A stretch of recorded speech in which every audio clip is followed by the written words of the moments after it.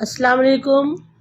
Matric 9 and matric boys and girls تمام section کے لیے، آل سیکشن کے لیے اسلامیت کی یہ ویڈیو ہے. اچھا بیٹا، کیونکہ اب ہم 9 کے ساتھ چلیں گے تو ہمیں تھوڑا سا پیچھے سے ایک جو چیپٹر ہے وہ پیچھے سے ہمیں لینا پڑے گا. تو یہ ہے کہ میں پیچھے سے ہی شروع کروں گی. اچھا، ویسے تو خیر اللہ تعالیٰ نے دوبارہ سے ہمیں لاک ڈاؤن میں جو ہم لوگ آ گئے ہیں، یہ بہت افسوس کی بات ہے. مجھے تو بہت افسوس ہوا. مجھے بہت خوشی تھی کہ تمام بچے جو ہے اسکول آنے لگے تھے اور کلاسز ہو رہی تھی. کلاسز کی اور بات ہوتی ہے بیٹا اسکول کی، اور گھر پہ بیٹھ کے ویڈیو کی اور بات ہوتی ہے. اب مجھے نہیں پتا کہ کون بچہ ویڈیو دیکھ رہا ہے، کون نہیں دیکھ رہا، یا کون صرف کام کر رہا ہے. لیکن بیٹا میں یہ آپ سے کہنا چاہتی ہوں کہ اس وقت آپ کو ویڈیو دیکھنے کی، سبق کو سمجھنے کی، اور جو کام بھی میں آپ کو دے رہی ہوں اس کو سمجھ کے کرنے کی بہت زیادہ ضرورت ہے. کیونکہ پہلے ہی ہمارا اتنا زیادہ لاس ہو چکا ہے. ٹھیک ہے، ہم بہت 6 مہینے ہم نے تقریباً ایسے ہی گزار دیے ویڈیو میں، اور ویڈیو میں پتہ چل گیا جب بچے آئے تو ان کو دیکھ کے اندازہ ہو چکا تھا کہ بچوں نے زیادہ توجہ نہیں دی ہے ویڈیو پر، بس کام کر کے بچے لے آئے تھے ضرور. تو میں آپ سے یہ کہہ رہی ہوں کہ آپ لوگ جو ہے اس دفعہ ایسا مت کیجیے گا. بیٹا ایگزام ہمیں نہیں پتا کہ کس طریقے سے ہوں گے، ان کا کیا طریقہ ہوگا. کبھی ہم کہتے ہیں ایم سی کیوز بیس پہ ہوں گے، کبھی ہم کہتے ہیں کہ مطلب شارٹ ہو جائیں گے، کبھی ہمیں ایسا بھی لگتا ہے.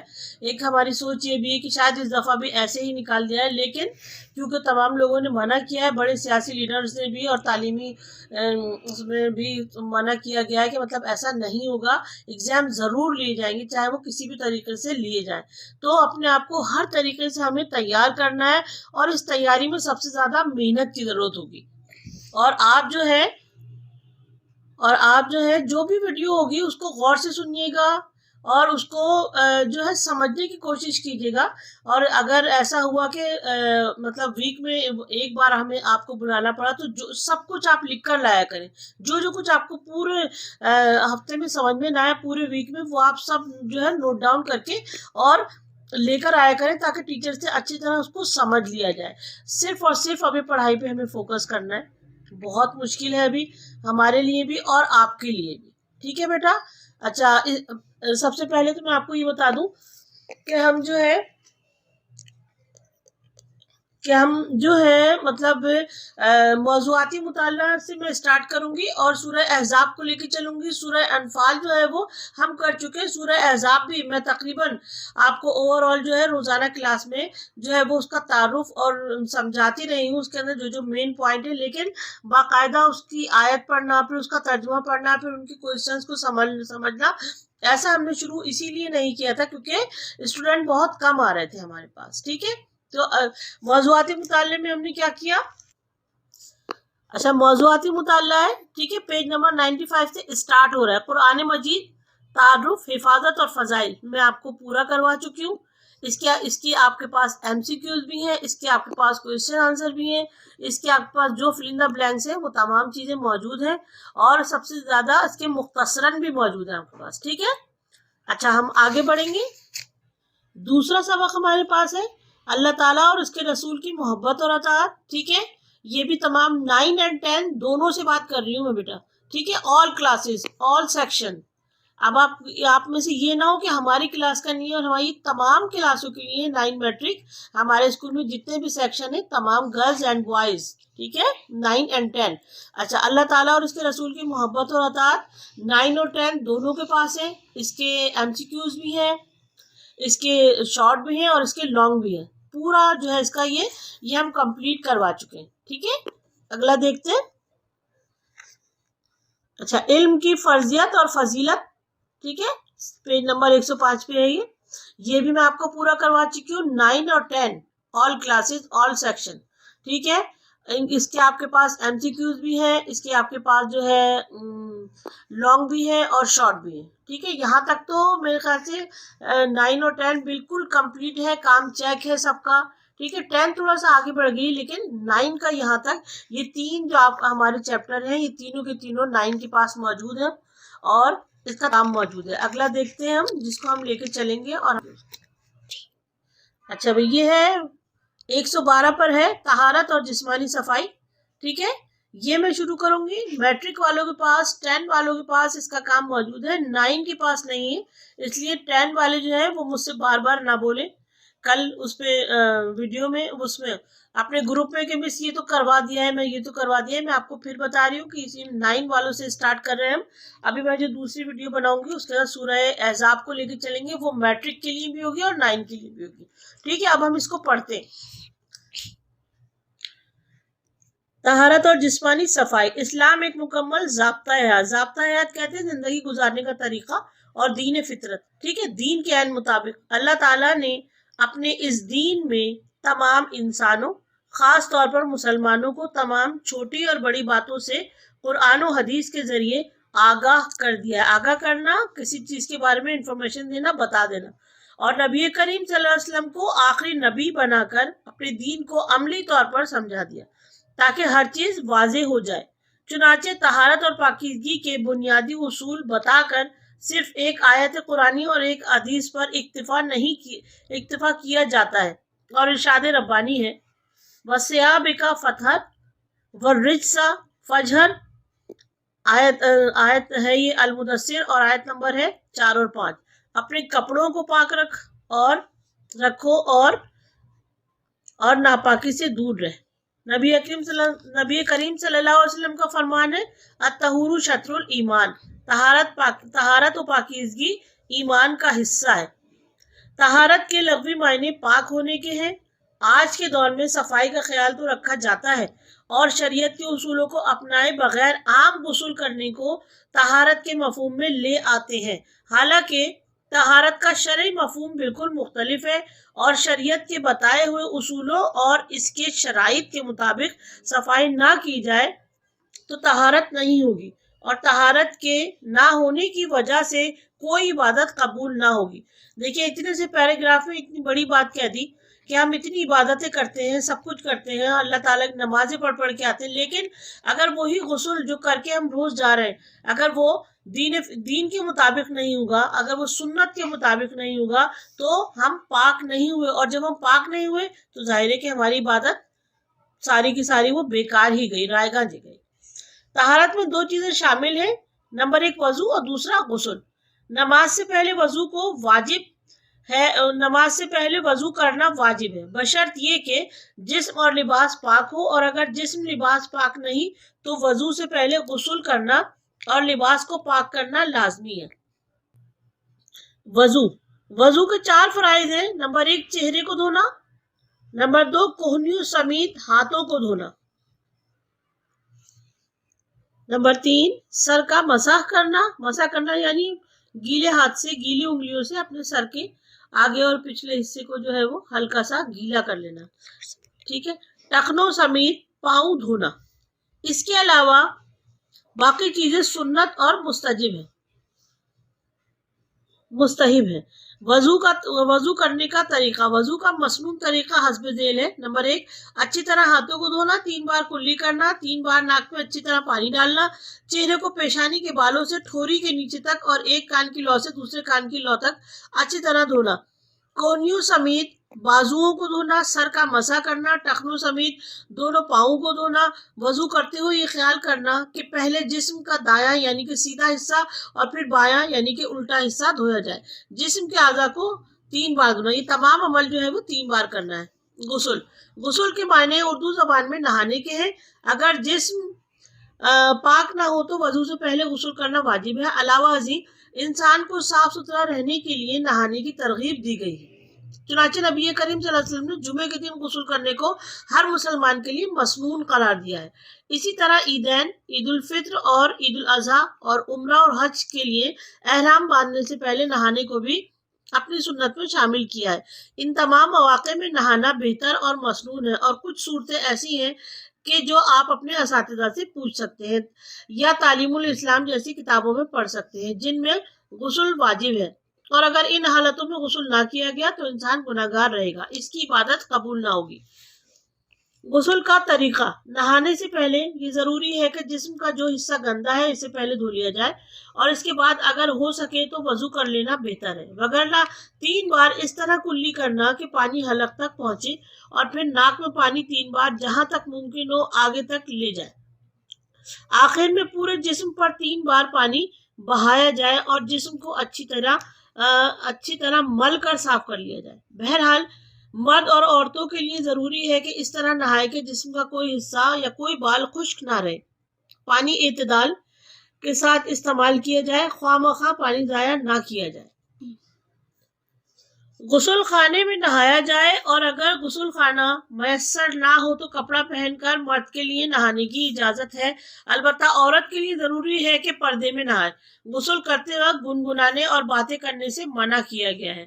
شریعت کے جو طریقے مقرر کیے ہیں ان کا مقصد انسان کو نقصان یا تکلیف پہنچانا نہیں ہے، بلکہ یہ تو اس کے فائدے کی باتیں ہیں۔ ہر نماز سے پہلے وضو کرنے سے ذہنی اور جسمانی سکون ملتا ہے، انسان صاف ستھرا رہتا ہے اور اس کی تھکاوٹ دور ہو جاتی ہے۔ نہانے سے پورا جسم صاف ہو جاتا ہے اور اس طرح صفائی کے باعث بیماریوں سے کافی حد تک محفوظ رہتا ہے۔ وضو کرنے اور نہانے سے ظاہری صفائی بھی حاصل ہوتی ہے اور روحانی بھی۔ عبادت اور کام میں لطف آتا ہے، اس طرح عبادت بھی قبول ہو جاتی ہے اور کام کرنے کی صلاحیت بھی بڑھ جاتی ہے۔ اس کے اندر میرے خیال سے کوئی ایسا مشکل پوائنٹ نہیں ہے جو کہ بچوں کی سمجھ میں نہ آیا ہو، کیونکہ میں جو ہوں وہ اسکول میں سمجھا چکی ہوں اس کو۔ تو بس یہی ہے کہ ہمیں اپنی صفائی کا خیال رکھنا چاہیے، ہماری صحت بھی اچھی رہتی ہے، ہم بیماریوں سے بھی دور رہتے ہیں، اور ویسے بھی آج کل صفائی کا خیال رکھنے کے لیے بار بار تاکید کی جا رہی ہے کہ ہمیں بار بار ہاتھ دھونے چاہیے، 20 سیکنڈ تک دھونے چاہیے، اور انگلیوں کے اندر بھی ہمیں جو ہے وہ اس طریقے سے کر کے ہاتھ دھونے چاہیے۔ تو دیکھیے کہ آپ صفائی سے کتنی بڑی چیز کو ہم دور کر دیں گے، یعنی کہ کرونا کو ہم دور کر سکتے ہیں۔ اپنے آپ کو صاف رکھیں، اپنے ارد گرد کا ماحول صاف ستھرا رکھیں، کہیں پر فضول میں تھوکے نہیں، تھوکنے سے بھی کافی جراثیم ہوتے ہیں۔ اگر چھوٹے بچے گھر میں ہیں تو ان کا بہت خیال رکھا جائے، ان کو پیمپر کیا جائے، ٹھیک ہے۔ اس طریقے کی چھوٹی چھوٹی جو باتیں ہیں وہ ہماری زندگی میں شامل اگر ہو جائیں تو ہم بہت ساری بیماریوں سے بچ جاتے ہیں، پاک رہتے ہیں، اور اگر ہم 24 گھنٹے اگر ہم 5 وقت وضو کرتے ہیں تو ہم وضو میں رہتے ہیں، یعنی کہ ایک نماز سے دوسری نماز تک ہمیں مستقل ثواب ملتا رہتا ہے اسی نماز کا، جتنا ہم نے ایک نماز میں پڑھا ہے۔ اگر ہم مستقل وضو میں رہیں گے تو ہم پورے دن اللہ تعالیٰ کی جو ہے وہ نعمتوں سے محفوظ ہوتے رہیں گے، اور اللہ تعالیٰ بہت خوش ہوتا ہے اللہ تعالیٰ کہ میرا بندہ پاک صاف ہے، اور اسی طہارت میں، اسی پاکیزگی میں وہ میرا ذکر کر رہا ہے۔ اچھا، اس کا بیٹا پہلا سوال ہے، قرآن و حدیث کی روشنی میں طہارت پر ایک مختصر نوٹ لکھیے۔ یہ میں ابھی آپ کو بک میں سے بتاتی ہوں۔ وضو کا طریقہ یہ آپ بک میں ہی رہنے دو، ٹھیک ہے، اس کو لکھو بھی نہیں، بک میں ہی رہنے دو۔ غسل کرنے کا مصنون طریقہ یہ بھی آپ بک میں ہی رہنے دو۔ دوسرا اور تیسرا سوال ہم نے بک میں ہی رہنے دینا ہے، کیونکہ اس کا طریقہ نہ یہ بڑھ سکتا ہے نہ ہی کم ہو سکتا ہے، ایز اٹ از اس کے اندر موجود ہے، بس اس کو ہم یاد کر لیں گے۔ طہارت کے بارے میں ایک آیت اور ایک حدیث یہ بھی میں کروا رہی ہوں۔ طہارت کے فوائد: خالی جگہوں کو مناسب الفاظ میں جمعے کے دن غسل کرنا مسنون آئے گا، یہاں پہ عیدین کے دن غسل کرنا یہاں پہ مسنون آئے گا۔ غسل کرتے وقت پورے جسم پر 3 مرتبہ پانی بہا جائے، پانی کا استعمال اعتدال سے کیا جائے، طہارت کے بغیر نماز قبول نہیں ہو سکتی، ٹھیک ہے۔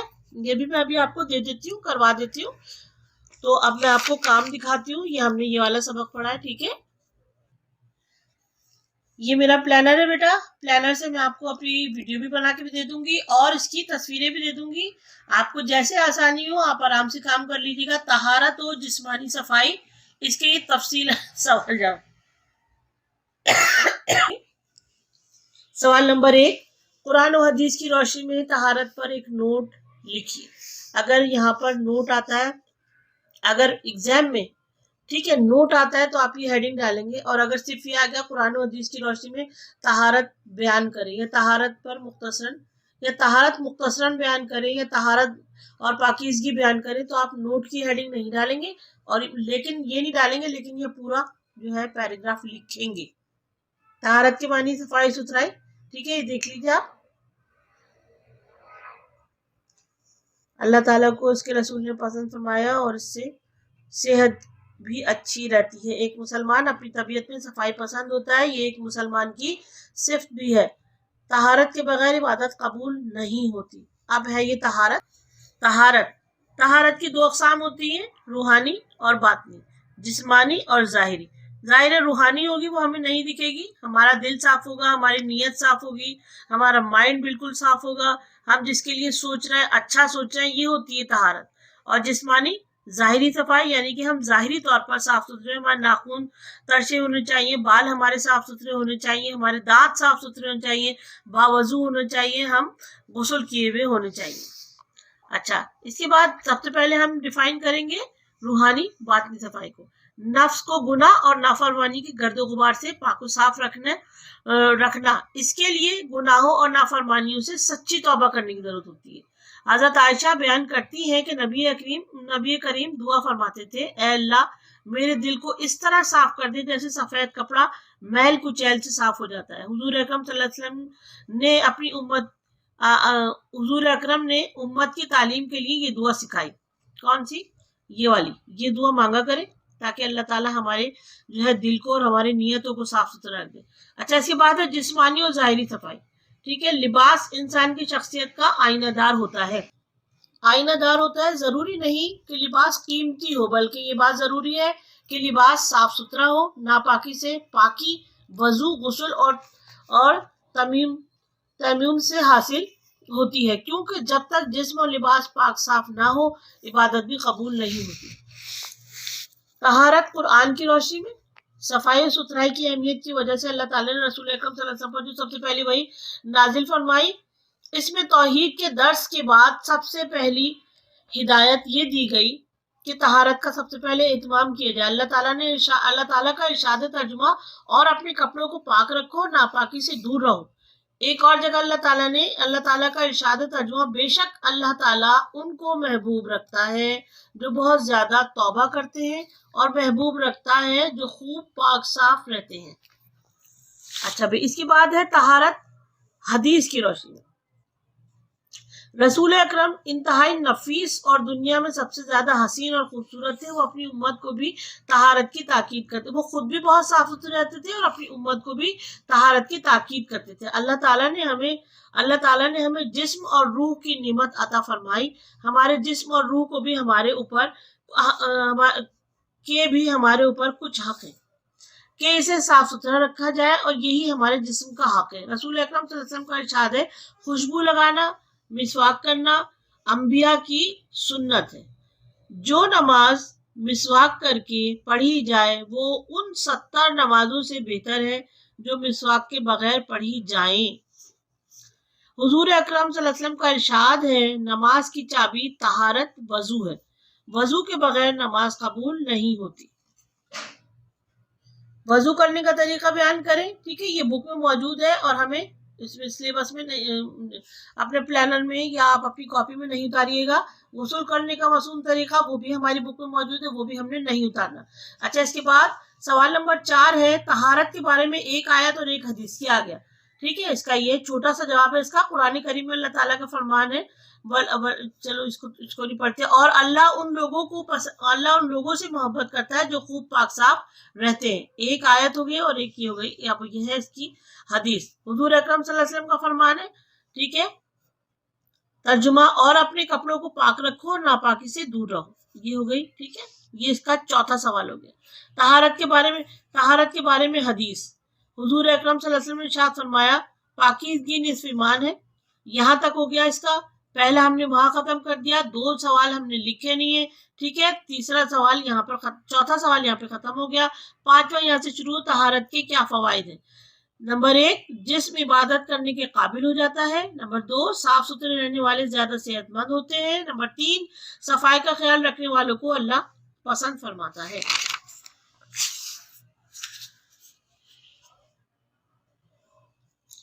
صاف ستھرا آدمی لوگوں میں مقبول اور دل پسند ہوتا ہے۔ پاکیزگی مومن کے ایمان میں کمال کی علامت پیدا کرتی ہے۔ طہارت ذہن کو جلا بخشتی ہے، کام کرنے کی صلاحیت بڑھ جاتی ہے۔ اسلام دونوں طرح کی طہارت کی تلقین کرتا ہے، اور ہر ایک کے بہت فائدے ہیں۔ روحانی طہارت کے فائدے، عرفان الہی حاصل ہوتا ہے۔ طہارت نیکی کی راہ دکھاتی ہے اور برے کاموں سے بچنے کا ایک مؤثر ذریعہ ہے۔ عبادت میں دل لگتا ہے، خشوع اور خضوع حاصل ہوتا ہے، قرب الہی کا ذریعہ ہے۔ ٹھیک ہے، یہاں تک ہو گیا یہ آپ کا 5واں سوال۔ ابھی آ گیا فل ان دی بلینکس۔ پہلے میں ہم لکھیں گے سنت، मसनून भी लिख सकते हैं, सुन्नत भी लिख सकते हैं। दूसरे में मसनून भी लिख सकते हैं, सुन्नत भी लिख सकते हैं। तीसरे में हम लिखेंगे 3 मरतबा। चौथे में हम लिखेंगे इत्तिदाल के साथ, और नहीं होती भी लिख सकते हैं यहाँ पे, और नमाज भी है। ठीक है, ये हो गया हमारा पूरा। अब हम लेके जाएंगे मुख्तसरन की तरफ। तहारत और जिस्मानी सफाई के मुख्तसरन सवाल जवाब है। ठीक है, इसमें सिर्फ 2 है, ज्यादा नहीं। तहारत में कौन सी 2 चीजें शामिल हैं? ठीक है और इसके लुग़वी मायने तहरीर करें। तहारत के लुग़वी मायने पाक होने के हैं। शरीयत इस्लामिया में सिर्फ साफ होना तहारत में शामिल नहीं होता, बल्कि बदन और कपड़ों का हर किस्म की नजासत और पलीदगी और नापाकी से भी पाक होना जरूरी है। तहारत में ये 2 चीजें शामिल हैं, वजू यानी जिस्म के मखसूस आज़ा को धोना, गुस्ल यानी पूरे जिस्म को अच्छी तरह धोना। दूसरा सवाल है, तहारत के क्या फायदे हैं? तहारत के फवाइद मंदर झेल है। नंबर 1, हर नमाज से पहले वजू करने से ज़हनी और जिस्मानी सुकून मिलता है। इंसान साफ सुथरा रहता है और इसकी थकावट दूर हो जाती है। नहाने से पूरा जिस्म साफ हो जाता है और इस तरह सफाई के 22 बीमारियों से काफी हद तक महफूज रहता है। वजू करने और नहाने से ज़ाहिरी सफाई भी हासिल होती है और रूहानी भी। इबादत और काम करने में लुत्फ आता है और इस तरह इबादत भी कबूल हो जाती है और काम करने की सलाहियत भी बढ़ जाती है। अच्छा बेटा, ये मैंने आपको पूरा एक चैप्टर जो था, ठीक है, जो कि मैं क्लास में बहुत दफा एक्सप्लेन कर चुकी हूँ, आपको अच्छी तरह समझा चुकी हूँ। ठीक है, तहारत और जिस्मानी सफाई, ये इसके सवाल जवाब मैंने आपको दे दिए। इसकी अभी मैं आपको पिक्चर भी वो कर दूंगी, इसके अंदर डाल दूंगी, और इसकी वीडियो भी आपके पास मौजूद है।